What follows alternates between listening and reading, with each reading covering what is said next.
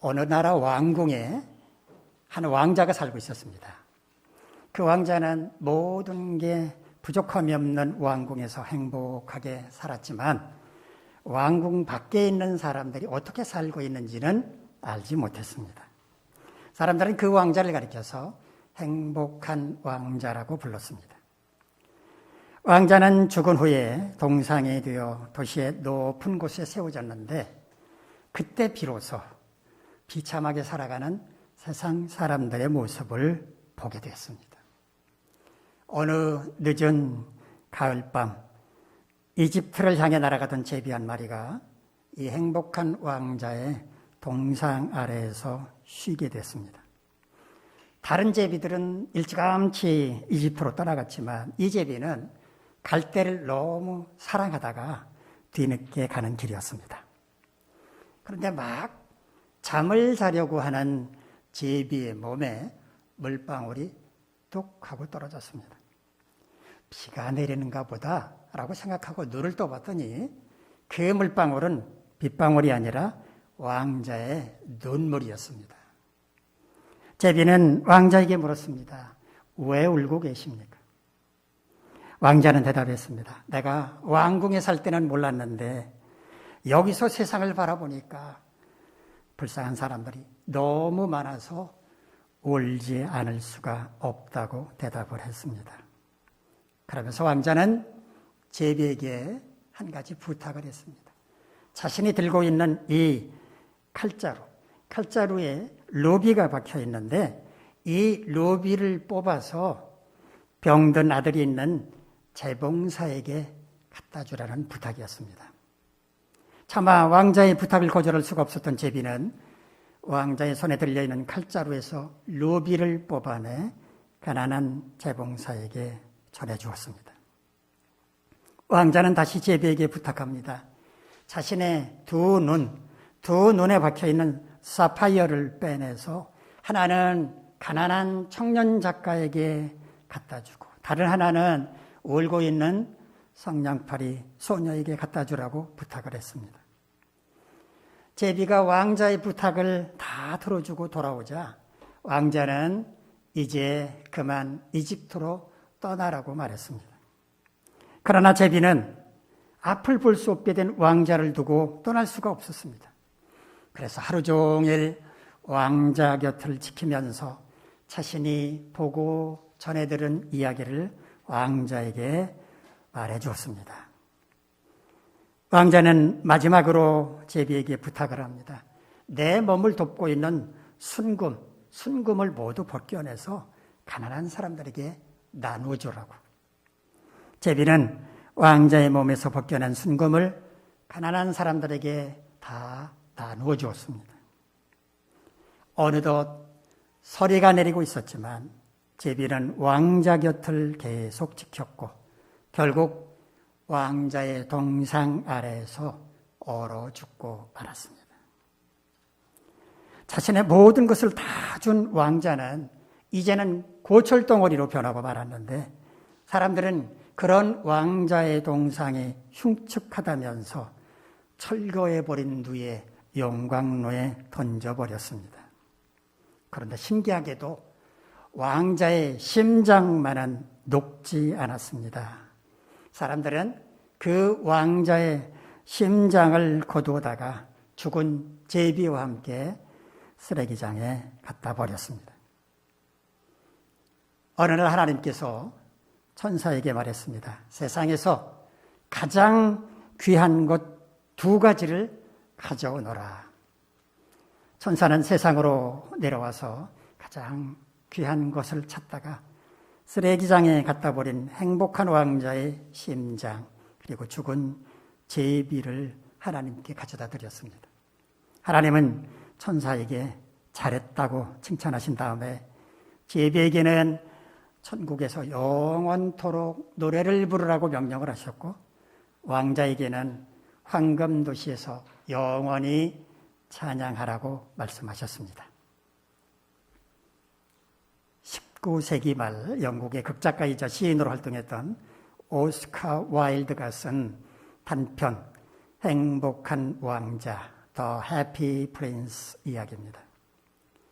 왕자는 부족한 것이라고는 아무것도 없는 왕궁에서 행복하게 살았지만 오직 자기 자신밖에 몰랐었습니다. 그런데 죽어 동상이 된 후에 비로소 왕궁 밖 세상 사람들의 비참한 모습을 보게 되었고 루비, 사파이어, 순금 등 자신의 모든 것들을 어려운 사람들에게 모두 주고 영광로 속에서 녹아버렸습니다. 그러나 결국 그는 영원한 천국에서 하나님을 찬양하게 되었으니 세상과 비교할 수 없는 행복을 누리는 진짜 행복한 왕자가 되었습니다. 여러분은 지금 기쁘고 행복하게 살고 계십니까? 지난 5월 10일 대한민국 제20대 대통령이 새로 취임을 했고 19대 대통령이 5년의 임기를 마치고 퇴임을 했습니다. 두 대통령 가운데 과연 누가 더 기쁘고 행복했을까요? 대통령으로 취임하는 분이 훨씬 더 기쁘고 행복했을 것이라고 대부분의 사람들은 생각할지 모르겠지만 그날 기쁘고 행복하다고 말한 분은 퇴임하는 대통령이었습니다. 그분은 이제 해방되었다고, 이제는 자유라고, 그래서 홀가분하고 행복하다고 고백했습니다. 저는 그분의 표정을 보면서 그게 그분의 진심이라고 생각을 했습니다. 제가 어떻게 그분의 속마음을 속속들이 다 알 수 있겠습니까마는 아마도 그분은 지난 5년 동안 막중한 책임감 때문에 하루도 편할 날이 없었을지도 모릅니다. 코로나 때문에, 코로나로 인해 침체된 국가경제 때문에 노사 간, 세대 간, 남녀 간, 계층 간, 이념 간 갈등 때문에 미국, 중국, 일본 등 주변 여러 나라들과의 관계 때문에 기쁨과 평안과는 거리가 먼 하루하루를 보내야 했을지도 모릅니다. 그런데 드디어 그 책임감으로부터 벗어났다고 생각을 하니까 무거운 짐을 벗어버린 것처럼 기쁘고 행복했을 것이라고 생각을 합니다. 하지만 그 기쁨과 평안함 과연 얼마나 지속될 수 있을까요? 아마 오래가지 못할 거라고 생각을 합니다. 머지않아서 대통령으로 지냈던 많은 날들이 그리워질 것이고 다시 돌아올 수 없다는 아쉬움 때문에 서글퍼질지도 모릅니다. 우리는 과연 이 땅에서 참 기쁨과 평안을 누리며 살 수 있을까요? 오늘은 이런 문제의식을 가지고 본문의 말씀을 살펴보도록 하겠습니다. 오늘 본문 맨 첫머리를 보면 다윗의 시라고 소개를 하고 있습니다. 학자들은 이 시가 바로 앞에 나오는 시편 3편과 연결이 되는 시라고 보고 있습니다. 시편 3편도 다윗이 쓴 시인데 아들 압살롬의 반역으로 그를 피해 도망칠 때 지은 시라고 소개합니다. 그러므로 시편 4편을 제대로 이해하려면 아들의 반역으로 고통당하던 다윗의 상황을 감안해야 한다는 것입니다. 자, 우리 본문 1절 말씀 화면을 보면서 한번 같이 읽도록 하겠습니다. 시작. 내 의의 하나님이여 내가 부를 때 응답하소서. 곤란 중에 나를 너그럽게 하셨사오니 내게 은혜를 베푸사 나의 기도를 들으소서. 하나님을 가리켜서 의의 하나님이라고 말합니다. 기도할 때요, 하나님을 어떤 하나님으로 부르냐에 따라서 그 사람이 뭘 하나님께 간구하는지를 짐작할 수가 있습니다. 예를 들어서 전능하신 하나님 이렇게 말하면 하나님의 능력을 구하는 기도를 한다는 겁니다. 자비로우신 하나님, 그런다면 하나님의 긍휼과 자비를 원한다는 것입니다. 그런데 다윗은 의의 하나님이라고 불렀습니다. 따라서 다윗은 지금 불의한 자들로 인해서 고난을 당하고 있고 의로우신 하나님께서 자신을 구원해 주시기를 기도하고 있다는 것을 말해주는 겁니다. 다윗은 하나님의 응답을 간청하고 있습니다. 자신이 부를 때 응답해달라고 말합니다. 하나님께 간절히 부르짖는데도 아무 반응도 없다면 얼마나 답답하고 불안할까요? 그래서 다윗은 부를 때 응답해 주십시오 라고 호소를 하고 있습니다. 그런데 다윗은 과거에 있었던 일을 회상하고 있습니다. 하나님은 과거 그가 곤란할 때 너그럽게 하셨다는 것입니다. 곤란하다라고 우리말로 번역한 히브리어는 차르란 말인데요. 좁은 곳을 가리키기도 하고 압제자를 가리키기도 합니다. 또 너그럽다라고 우리말로 번역한 히브리어는요. 라합이란 말인데 넓게 확장한다는 뜻입니다. 그러니까 그가 불의한 압제자로 말미암아서 위축되어 있을 때, 좁은 곳에 갇혀 있는 것처럼 느껴졌을 때 하나님께서 그를 넓은 곳으로 인도하셨다. 즉 압제로부터 건져주셨다라는 그 의미입니다. 과거에 하나님께서 그를 그런 방식으로 구원해 주셨다라고 하는 것을 기억하며 기도한다는 것은 뭘 의미할까요? 지금도 그와 같은 구원을 바라고 있다는 것입니다. 2절부터 5절은 원수들을 향해서 하나님이 어떤 분이신지를 알아라 라고 회개하고 오직 하나님만을 의지해라 이렇게 말하는 내용인데요. 우리 본문 2절에서 5절까지 말씀을 함께 읽도록 하겠습니다. 시작. 인생들아 어느 때까지 나의 영광을 바꾸어 욕되게 하며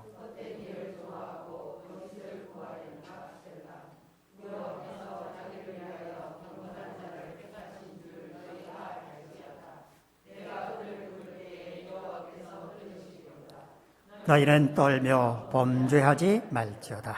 자리에 누워 심중에 말하고 잠잠할지어다. 셀라.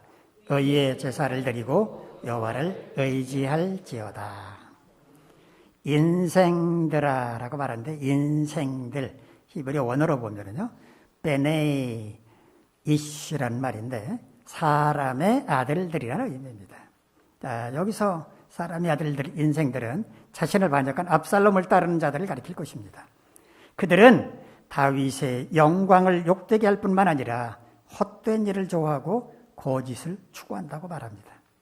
자, 그런데 하나님께서 자기를 위하여 경건한 자를 택하셨다라는 것을 알라고 말하고 있습니다. 하나님께서 자기를 위해서 택하셨으니까 그 택하신 자가 어려움을 당할 때 모르는 척 하시겠느냐? 어림없는 일이다. 경건한 내가 하나님을 부르면 당장 달려와서 나를 도와주실 것이다. 그러면 그때 너희들은 멸망당할 줄 알라라고 경고를 하는 것입니다. 그러므로 그들은 떨며 범죄하지 말아야 한다라고 경고합니다. 여러분이 갖고 계신 성경을 보면 이 떨며라는 말 앞에 보면 작은 숫자가 적혀 있죠.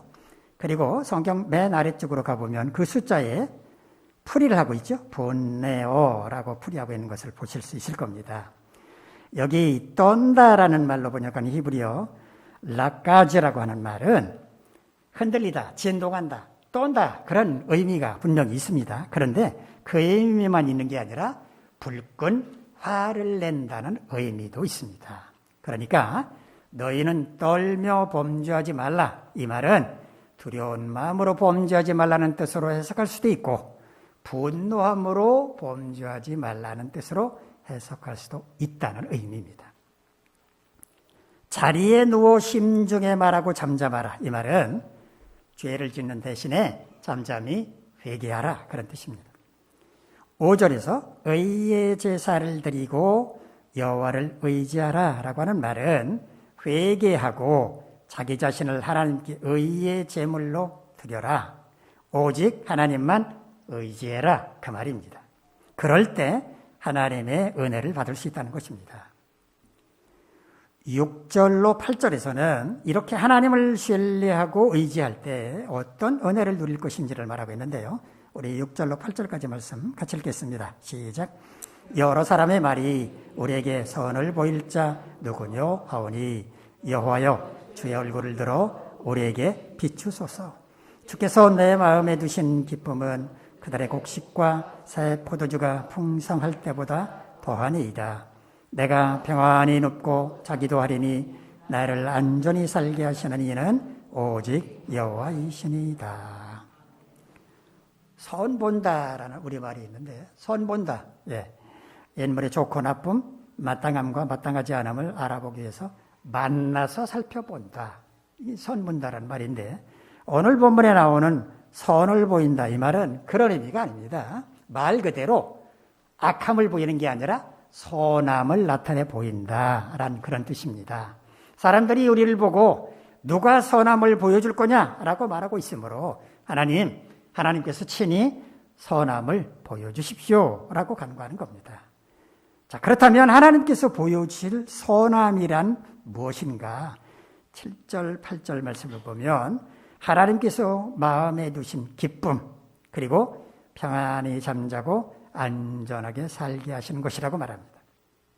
먼저 7절을 보면 하나님께서 마음에 두신 기쁨은 곡식과 포도주가 풍성할 때의 기쁨보다 더 크다고 말하죠.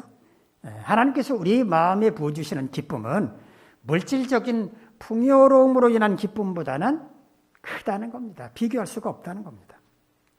8절에서는 평안하게 누워 잠을 잘 수 있는 은혜, 안전하게 살아가게 하시는 은혜를 말하고 있는데, 지금 시인 다윗이 원수들에 의해서 고난을 당하고 있는 상황임을 감안한다면 이런 은혜는 특별한 것이라고 말할 수 있겠습니다. 어떻게 원수 앞에서 평안하게 잠을 잘 수 있겠습니까?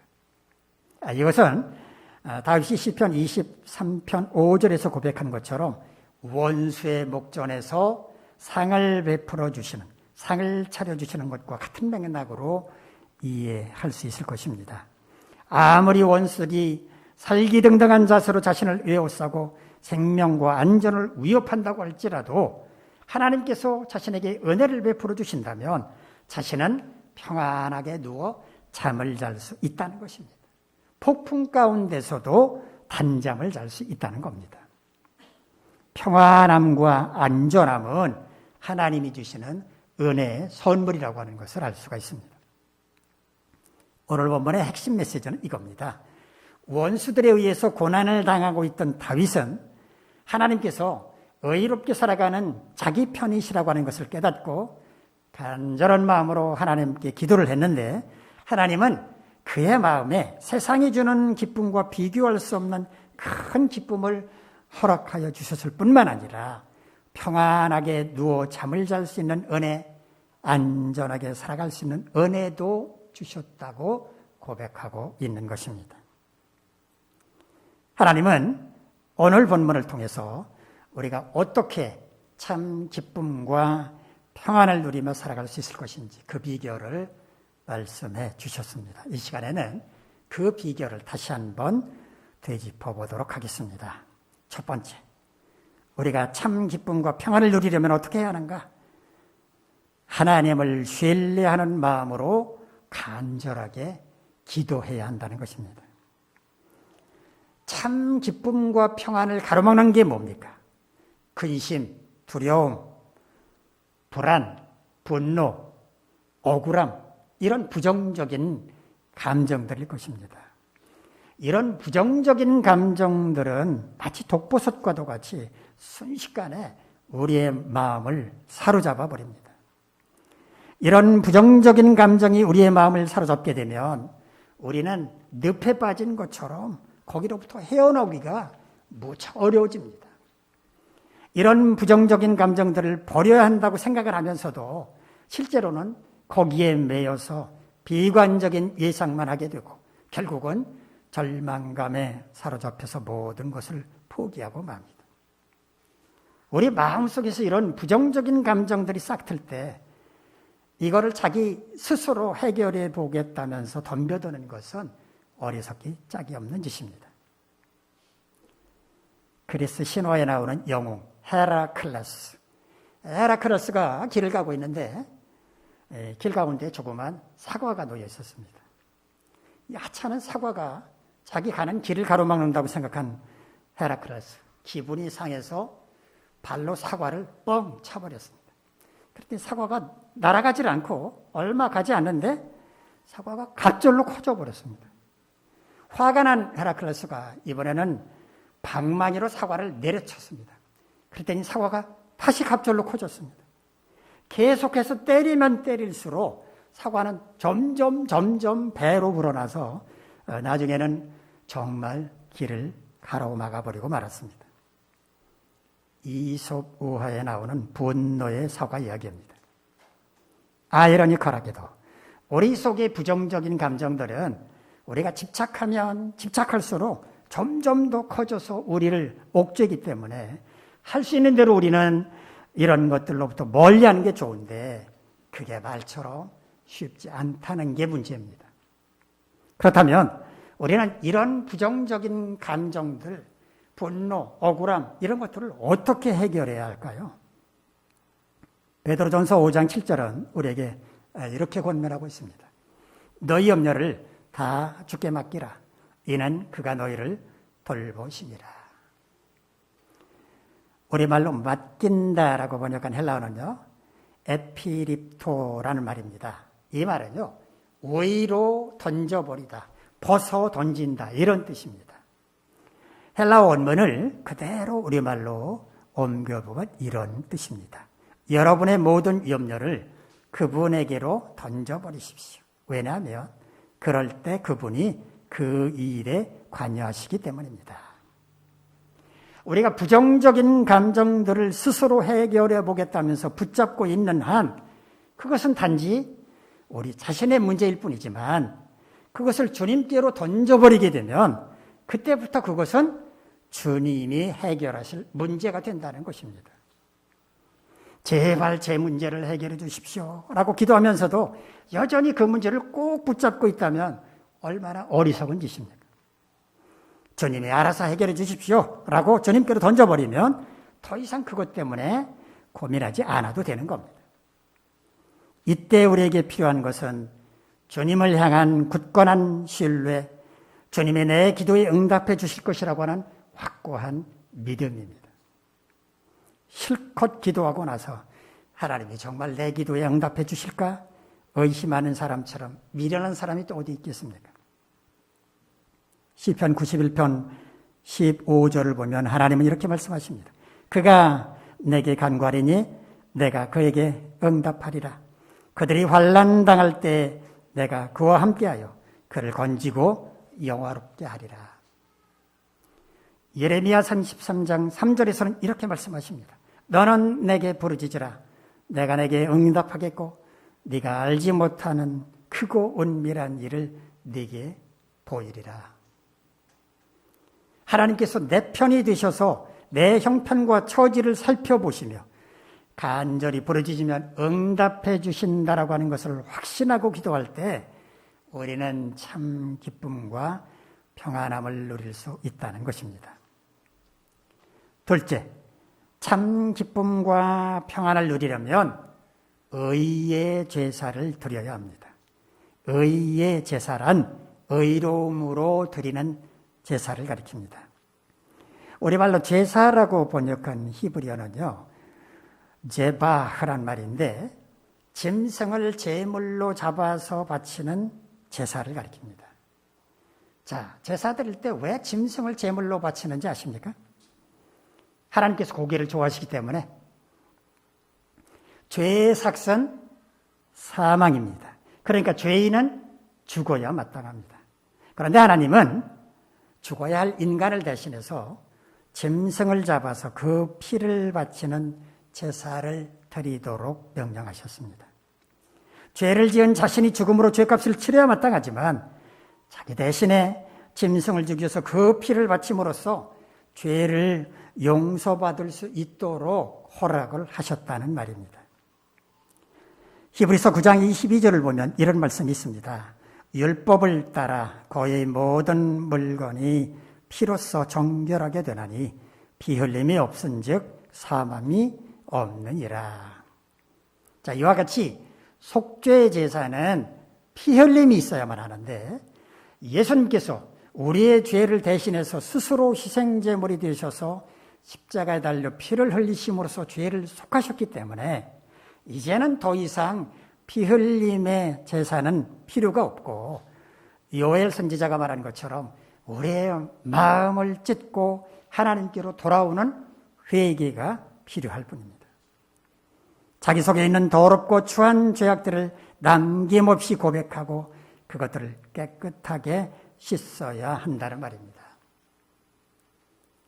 로마서 12장 1절에서 바울은 이렇게 말합니다. 그러므로 형제들아 내가 하나님의 모든 자비하심으로 너희를 구원하노니 너희 몸을 하나님이 기뻐하시는 거룩한 산 제물로 드리라.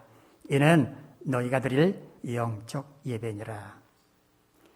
의의 제사가 무엇인지를 잘 설명하고 있습니다. 이와 같이 의의 제사를 드리는 사람은 참 기쁨과 평안함을 누리며 살 수가 있습니다. 그 속에 악한 것, 부정적인 것은 찾아볼 수가 없고 오직 하나님의 거룩하신 성품만이 남아있기 때문입니다. 셋째, 참 기쁨과 평안을 누리고자 한다면 오직 하나님만을 믿고 의지해야 합니다. 오늘 본문에 나오는 의지한다라고 하는 말은 히브리어 빠따흐란 말을 번역을 한 건데요. 안전하게 느끼다, 자신만만하다, 평안하다, 의심하지 않는다는 뜻입니다. 어떻게 하나님을 믿고 의지할 때 이럴 수가 있을까 한번 생각을 해보시기 바랍니다. 눈꼽만큼도 의심하지 않고 전폭적으로 하나님을 믿고 의지할 때 안전함을 느낄 수 있고 자신만만할 수 있고 평안할 수 있지 않겠습니까? 손에 뭔가를 쥐고 있으면 다른 것을 잡을 수가 없습니다. 그래서 전폭적으로 하나님을 믿고 의지하려면 자신의 것을 확실하게 포기할 줄 알아야 합니다. 손을 턴다라는 말이 있죠.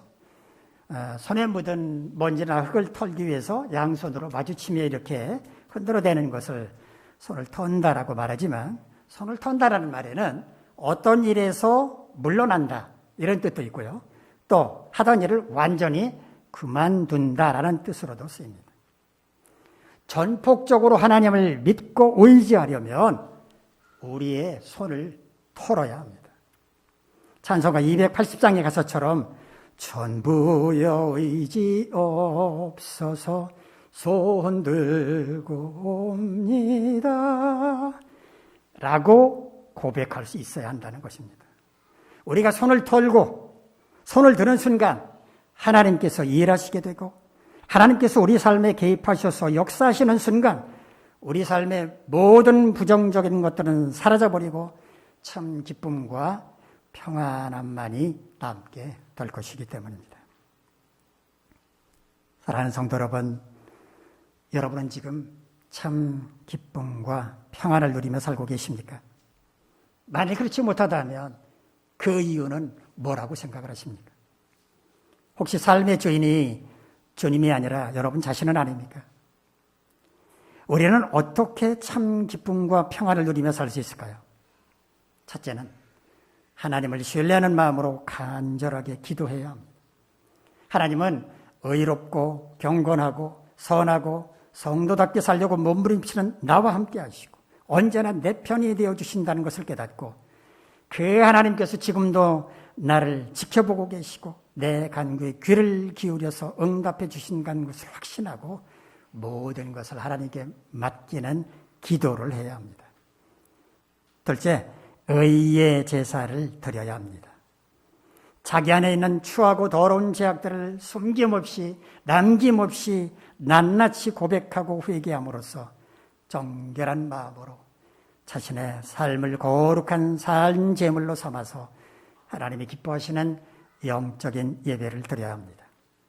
셋째, 오직 하나님만을 믿고 의지해야 합니다. 자신이 믿고 의지하던 모든 것들을 다 내려놓고 손을 탁탁 털고 마치 항복하는 사람처럼 두 손을 들고 전폭적으로 주님만을 믿고 의지해야 합니다. 이럴 때 우리는 세상이 주는 일시적인 기쁨과 평안함이 아닌 참 기쁨과 평안을 누리며 살아갈 수 있을 것입니다. 여러분 모두 하나님을 신뢰하는 마음으로 간절하게 기도하시고 의의 제사를 드리며 오직 하나님만을 믿고 의지함으로써 참 기쁨과 평안함을 누리며 살아가시길 간절히 바랍니다. 기도하겠습니다. 거룩하신 하나님, 우리 모두 하나님을 신뢰하는 마음으로 하나님께 간절하게 기도하고 또 하나님만을 의지하고 믿고 의지함으로써 하나님께서 주시는 세상이 주는 기쁨이 아니라 하나님이 주시는 참다운 기쁨과 평안함을 누리며 살아가게 하옵소서. 예수님의 이름으로 기도하옵나이다.